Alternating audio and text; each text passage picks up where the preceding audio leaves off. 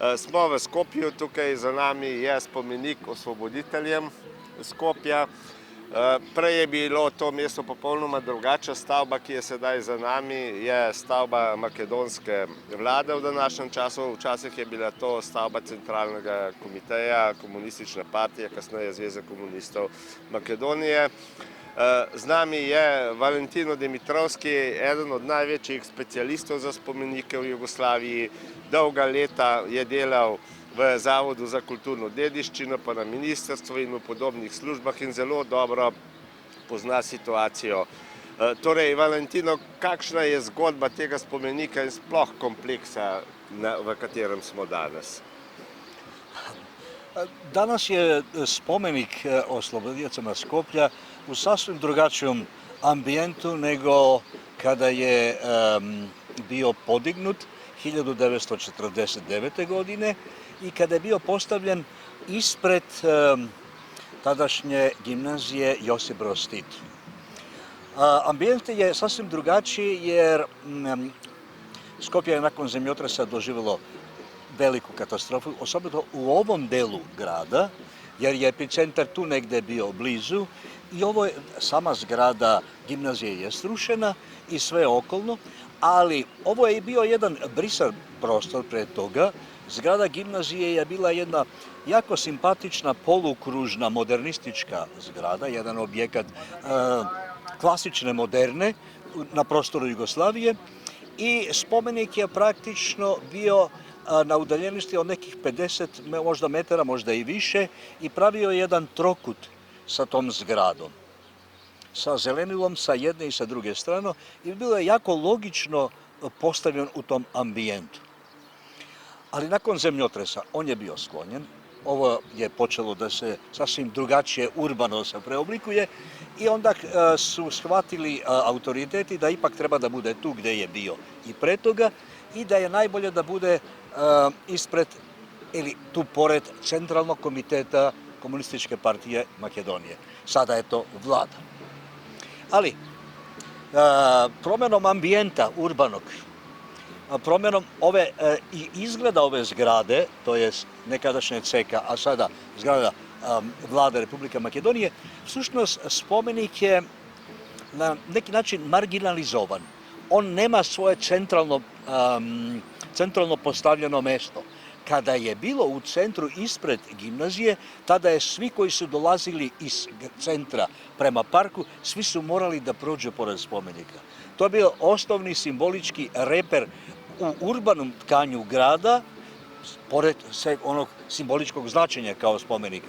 Sad je ovo u stvari na neki način na stranu metnut i već nema ono značenje ne samo umetničko, već i simboličko i ambijentalno, jer sve je to već izgubljeno. Ali interesantno je, recimo, gimnazija Josip Broz Tito još je ostala, mislim, ima to ime. I ispred gimnazije je jedan kip, poznati kip Augustinčića, Josipa Broza Tita. Kakva je ta priča tu? To nije priča, to je tragedija i katastrofa. Gimnazija, vidjeli ste, ona je samo jedan modernistički, docno modernistički objekat, izgrađen nakon zemljotresa, negde 70 čini mi se godina. Onda su neki, i to je u stvari uzurpacija tog prostora sa tim spomenikom, jer to nije bilo nikakvog autoriteta koji je to dozvolio.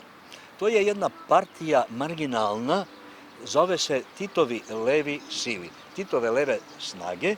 Oni su to postavili, jer je gimnazija Josip Broz Tito, onda napravili su ne izljevak, jer to je smanjena skulptura Augustinčića i to je u stvari u stiroporu, samo obojeno je sa zlatnom bojom. Da, vidjeli smo, malo je odškrnuto tako sa strane. I to svako ko ide tamo može to da malo, i treba da to uništi, ako mene pitate, ali najsmešnije je samo smanjenje te skulpture, te figure Tita, znamo koje je to delo Augustinčića, a postament je u stvari na kom je to postavljeno veći od same skulpture. I to je, ja kažem uvek, to je elementarno nepoznavanje jezika monumentalne skulpture, jer monumentalna spomenička skulptura ima svoj jezik. Nezavisno da li se radi o pojedinačnoj skulpturi, o grupi, mnogo više figuralnih kao što je ova ovde, o monumentalnim spomeničkim kompleksima koji u sebe sadrže i likovnu umetnost i skulpturu, ima i slikarstva, mozaika kao u spomeniku Ilindenu u Kruševu, ima arhitekture, ima hortikulture. To je jedna kompleksna sadržina koju ako želiš da savladaš, treba da poznaješ jezik to. Kod nas, kod Tove i kod mnogih drugih koji su izgrađeni, znači nakon 90-ih, ne nakon 91. jer nakon 91. je bilo jedno zatišje u građenju spomenika. To je počelo negde od sredina 2000. godine, a najintenzivnije je krajem prve decenije i početkom druge decenije sa ovim projektom Skoplje 2014. čuvenim, ne samo na Balkanu, već u svetu. Da, normalno po negativno. Naš je utisak, mi smo sad proputovali veliki dio bivše Jugoslavije, naravno nismo mogli vidjeti sve, još ćemo neke stvari vidjeti, ali naš je utisak da je Makedonija dosta tolerantna bila prema spomenicima iz vremena Narodno-oslobodilačkog rata. A naravno tu je i ono što si kazao da sad mnogi gube taj celoviti kompleks. A šta je uzrok da je ipak Makedonija, ja bih se usudio kazati, drugčija nego što većina republika. Možda je dosta slična tome Sloveniji, a onda su vrlo različite priče po različitim republikama. Da, mi smo sa Slovenijom možda najbliži u tom pitanju. Makedonija je, za sreću, izašla iz Jugoslavije bez konflikta. Nije bilo većih trzavica. Sem ono kad je jugoslovenska vojska napuštala teritoriju, a to je bilo sporadično, to je bilo u stvari ništa, zanemarljivo. Mi, znači, nismo izašli iz Jugoslavije na turbulentan način, na način koji bi prouzrokovao konflikte unutar društva. Ipak je malo sve to bilo daleko mirnije nego čak i u Sloveniji. Vi ste imali 10 dana. Onih čuvenih. Ovde nije bilo toga, na sreću. Znači, to je jedan razlog. Nije bilo protivrečnosti, kontradiktornosti između ono puno nije bilo tih protivrečnosti između ono pre 1991. i nakon 1991.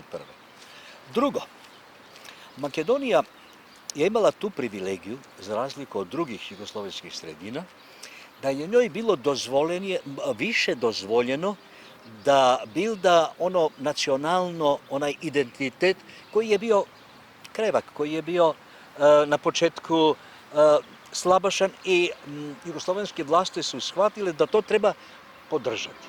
I njama je bilo dozvoljeno više toga nego što je recimo u Srbiji i u Hrvatskoj dozvoljeno. Pa naravno, bili su tu Bugari, bili su Grci. Tako da i u Bosni. Tako da to je jedan drugi razlog.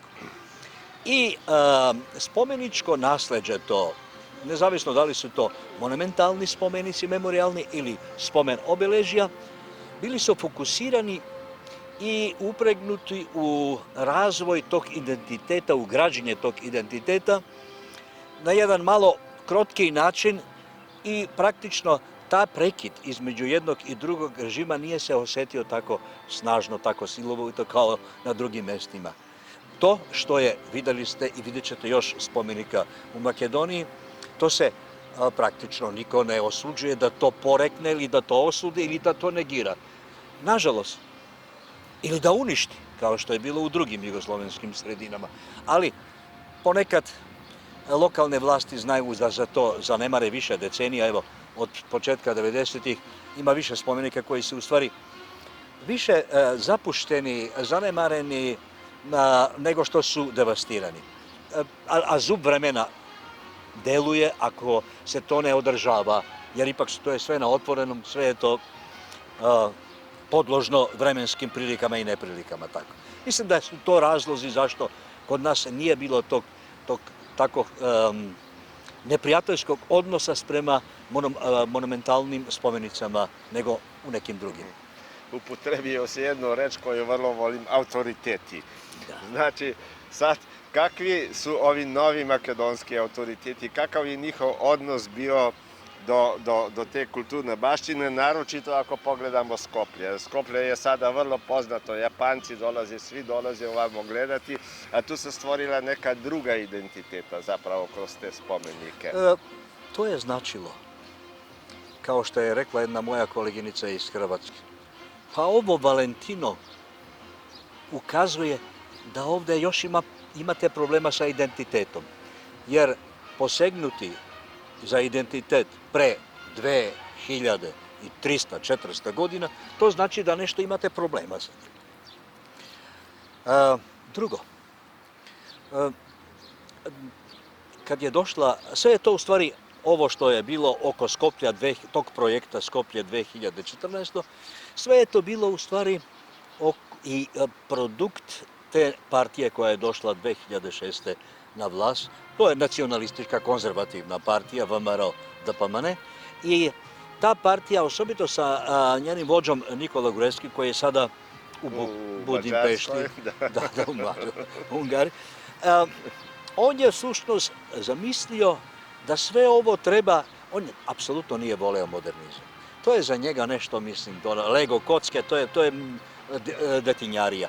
On je rešio da u stvari Skoplje, centar Skoplje, zaživi kao nešto što je video u Pragu, u Budimpešti, možda i u Sloveniji, u Hrvatskoj, i to je ona ta tragedija.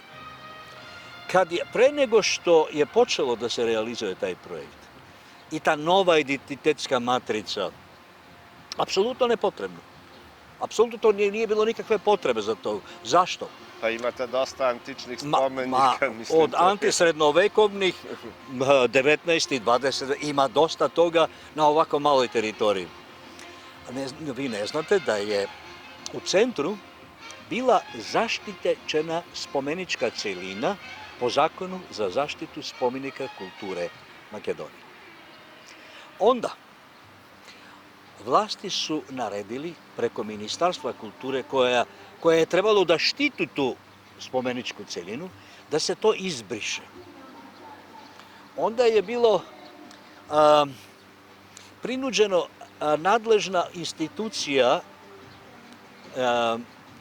Gradski konzervatorski centar, da izradi elaborat u kom se ta spomenička celina briše, da bi moglo sve ovo da dođe.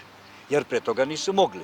Jer trebalo je postaviti masu, celu šumu od spomenika, ali nije samo to. Trebalo je refasadirati u neohistoricističkim stilovima mnogo od tih objekata koje ste videli i trebalo je izgraditi nove objekte, evo onaj arheološki muzej koji je u stvari jedna karikatura od grčkog hrama i dva rimska kružna hrama sa obe strane. To se vidi, to možete da snimite, da vidite, jer to je deo tog projekta. To je deo tog nova. Treba studirati da li je to dorski, jonski ili nekakav stup.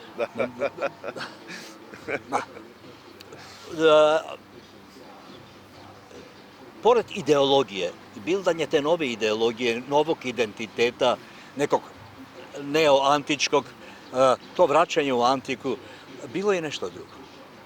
Sve ove spomenike, ne samo ovde u centru, nego i na drugim mestima koji su podignuti u Makedoniji, bilo je jedno odsustvo bilo kakve društvene kontrole.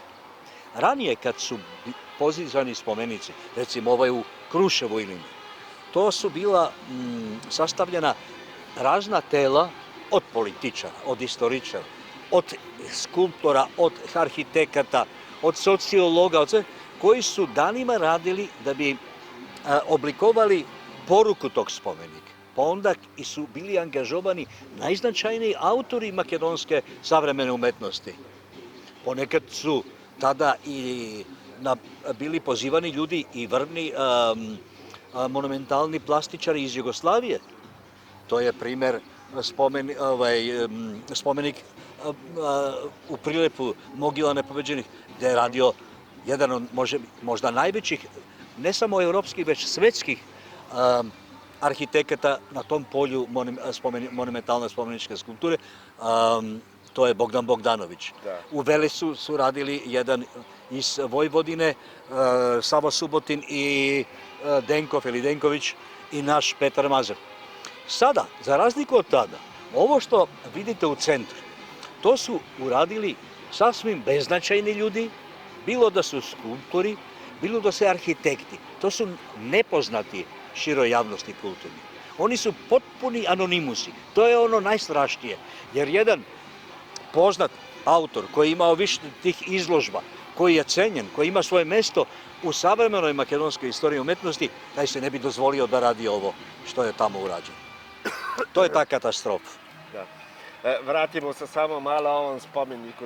Taj je zanimljiv, da to čujemo sa ovog umetnostnog stajališta, da taj mnogo ovako izgleda kao socrealistički, ali ima možda nešto i drugo u njemu. To je socrealistički. Klasičan socrealistički spomenik, ali autor koji je to izradio je poznavao jezik akademskog realizma. I to je na tehničkom nivou izgrađeno jako solidno. To je više figuralna kompozicija koja apsolutno je kompaktna. I da ne zaboravimo, to je rađeno 1900 i postavljeno je ovde 1949. Autor ovog spomenika je poznati hrvatski i jugoslovenski skulptor Ivan Mirković, koji je bio poznat i popularan nakon Drugog svjetskog rata. Nakon toga on nije bio poznat, nije bio već aktuelan, jer je radio, kao što se i ovdje vidi, u maniru socrealističkog realizma i u stvari on je govorio jedan kultiviran jezik akademskog realizma. Pretenzije tada nisu bile, u umetničkom svetu nisu bile velike, trebalo je da se prenese poruka. Poruka je bila ideološka, ali ovaj spomenik nema samo značenje komemoracije jednog događaja, oslobođenje Skoplja. Ima jednu drugu dimenziju, ima jednu emancipatorsku. Sam onaj pokret ruke ove najistorenije figure upućuje prema napred, upućuje prema budućnosti. Ima nešto univerzalno, ima nešto kosmopolitsko. I u svim ovim našim spomenicima koji su građeni nakon Drugog svjetskog rata, osobeno ono u 60. i 70. ta dvojnost nije to samo veličanje nacionalnog identiteta i ideologije, već i socijalističke ideologije napretka, ali to je bila modernistička ideologija. Ideologija koja je bila za emancipovanost, za progres, za slobodu. I to je ono što razlikuje ceo korpus ovih spomenika pre 1991. i ono što je nastalo nakon toga. Još imam dve pitanje. Jedno je pitanje zapravo što mi nismo proučili, a možda ti znaš. Tu ima dosta jaka albanska manjina. Tu su mješoviti krajevi, možda negdje i sa albanskom većinom. Kako je sa spomenicima tu jedne i druge strane? Da li se postavljaju spomenici jedan protiv drugog ili se uopšte ne postavljaju?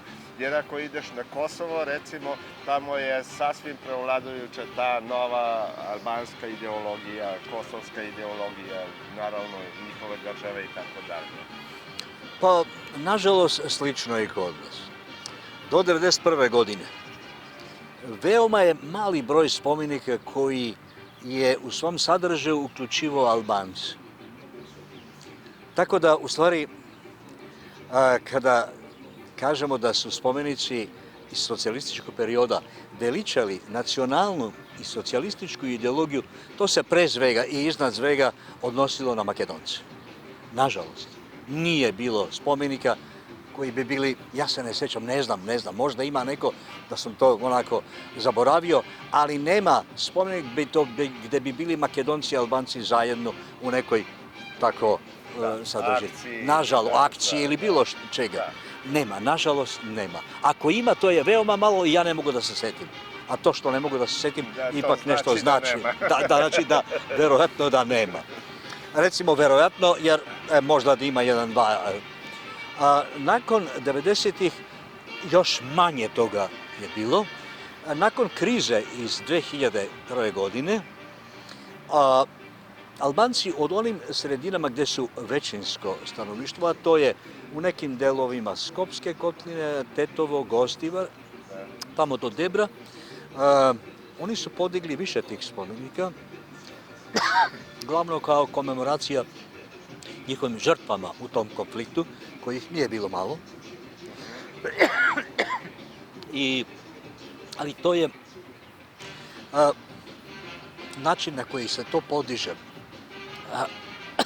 način na koji se to oblikuje estetski, uopće, to je jedna smejurija, isto kao što je ovaj ovdje. Nažalost, Nema estetika i nema samo ništa. je jedna ideologija.